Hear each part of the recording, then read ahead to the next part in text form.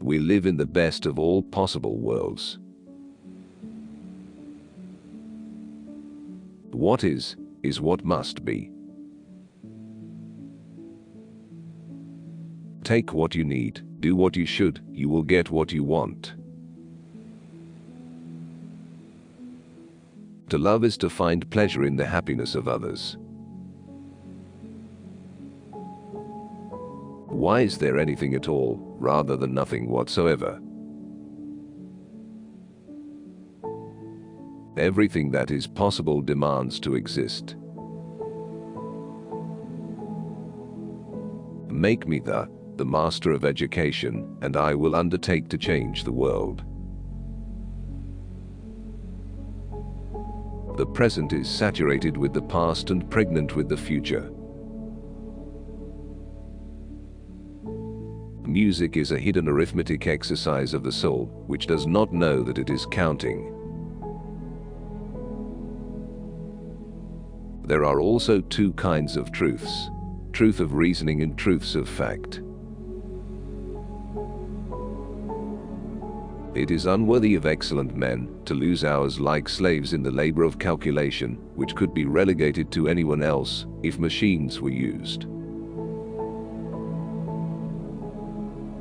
The greatness of a life can only be estimated by the multitude of its actions. We should not count the years, it is our actions which constitute our life.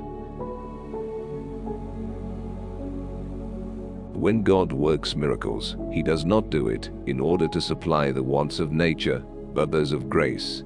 Whoever thinks otherwise must needs have a very mean notion of the wisdom and power of God. The world is not a machine. Everything in it is force, life, thought. I am convinced that the unwritten knowledge scattered among men of different callings surpasses in quantity and in importance anything we find in books, and that the greater part of our wealth has yet to be recorded. The art of discovering the causes of phenomena, or true hypothesis, is like the art of deciphering, in which an ingenious conjecture greatly shortens the road.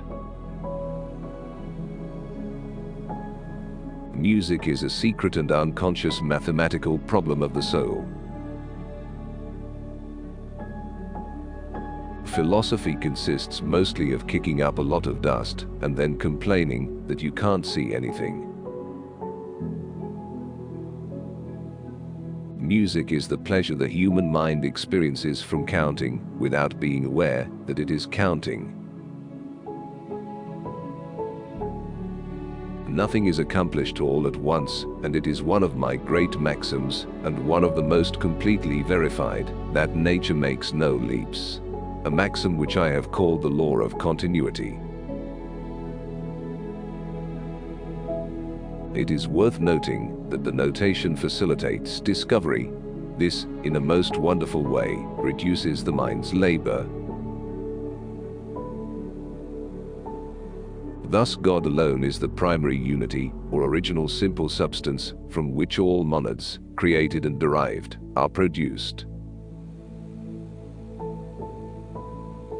The present is big with the future might be read in the past, the distant is expressed in the near.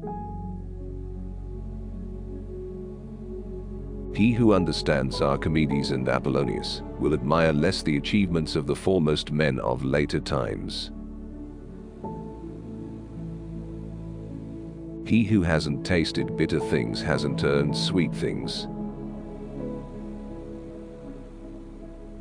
Reality cannot be found except in one single source, because of the interconnection of all things with one another. Every substance is as a world apart, independent of everything else except God. The larger the mass of collected things, the less will be their usefulness. Therefore one should not only strive to assemble new goods from everywhere, but one must endeavor to put in the right order those that one already possesses. Nothing is necessitated whose opposite is possible. To love is to be delighted by the happiness of someone, or to experience pleasure upon the happiness of another. I define this as true love. The pleasure we obtain from music comes from counting, but counting unconsciously. Music is nothing but unconscious arithmetic. Although the whole of this life was said to be nothing but a dream, and the physical world nothing but a phantasm, I should call this dream or phantasm real enough. If using reason well, we were never deceived by it. A great doctor kills more people than a great general. In my judgment, an organic machine new to nature never arises, since it always contains an infinity of organs, so that it can express, in its own way, the whole universe. Indeed, it always contains all past and present times. We should like nature to go no further. We should like it to be finite, like our mind, but this is to ignore the greatness and majesty of the author of things. All things in God are spontaneous. Every mind has a horizon in respect to its present intellectual capacity, but not in respect to its future intellectual capacity. And there must be simple substances, because there are compounds, for the compound is nothing but a collection or aggregatum of simples. Imaginary numbers are a fine and wonderful refuge of the divine spirit, almost an amphibian between being and non-being. Justice is charity in accordance with wisdom. Taking mathematics from the beginning of the world to the time when Newton lived, what he had done was much the better half. There is nothing waste, nothing sterile, nothing dead in the universe, no chaos, no confusions, save in appearance. The words "Here you can find perfect peace" can be written only over the gates of a cemetery. I hold that the mark of a genuine idea is that its possibility can be proved, either a priori by conceiving its cause or reason, or a posteriori when experience teaches us that it is in fact in nature. God makes nothing without order, and everything that forms itself develops imperceptibly out of small parts. To love is to take delight in happiness of another, or what amounts to the same thing, it is to account another's happiness as one's own. But it is the knowledge of necessary and eternal truths which distinguishes us from mere animals, and gives us reason and the sciences, raising us to knowledge of ourselves and God. It is this in us, which we call the rational soul or mind. Nothing is more important than to see the sources of invention, which are, in my opinion, more interesting than the inventions themselves. It's easier to be original and foolish than original and wise.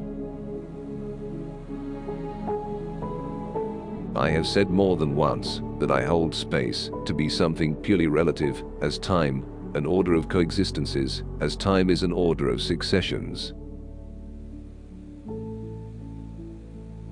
It is God who is the ultimate reason things, and the knowledge of God is no less the beginning of science than his essence and will are the beginning of things. I hold that it is only when we can prove everything we assert that we understand perfectly the thing under consideration. It is necessary to believe that the mixture of evil has produced the greatest possible good. Otherwise the evil would not have been permitted.